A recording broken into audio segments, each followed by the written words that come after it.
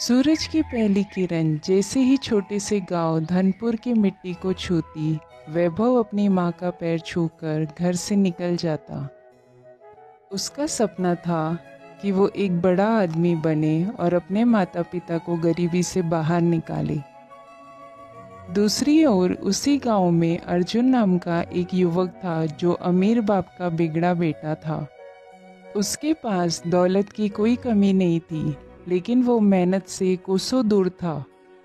एक दिन गांव में मेला लगा था। वैभव अपनी माँ के लिए साड़ी खरीदने पहुंचा तो अर्जुन अपने दोस्तों के साथ महंगे झूले और मिठाई का मजा ले रहा था। अर्जुन ने हंसते हुए कहा, अरे वैभव, इतनी मेहनत क्यों करता है?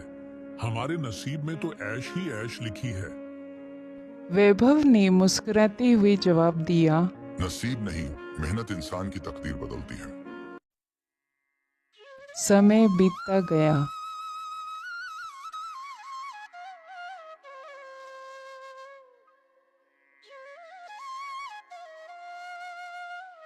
वैभव ने शहर जाकर पढ़ाई की और एक बड़ी कंपनी में नौकरी पा ली। वहीं अर्जुन की अय्याशी जारी रही। उसके पिता ने सोचा कि वो बड़ा होकर काम संभाल लेगा, लेकिन उसकी लापरवाही से उसका व्यापार डूबने लगा। एक दिन अर्जुन के पिता को हार्ट अटैक आया और वे दुनिया छोड़कर चले गए। अर्जुन के पास अब कोई सहारा नहीं था। उसने कई लोगों से मदद मांगी, लेकिन जिसने कभी किसी का साथ नहीं दिया, उसे कौन सहारा देता। इस बीच वैभव एक बड़ी कंपनी में मैनेजर बन गया और अपने गांव लौटा। उसकी माँ की आंखों में गर्व के आंसू थे। गांव आने के बाद वैभव को अर्जुन के हालत के बारे में पता चला।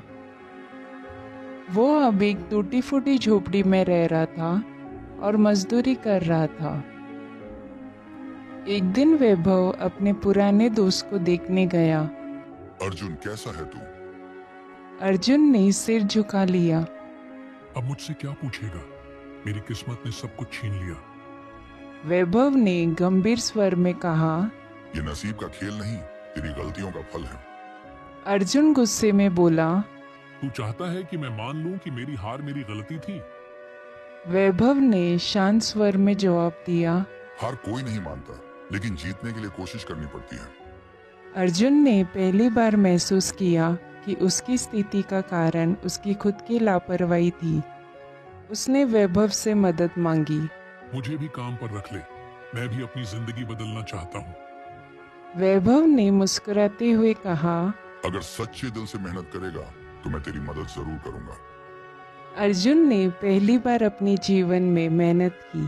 वो सुबह जल्दी उठता, काम करता और रात को थककर सो जाता। धीरे धीरे उसने पैसे बचाना शुरू कर दिया।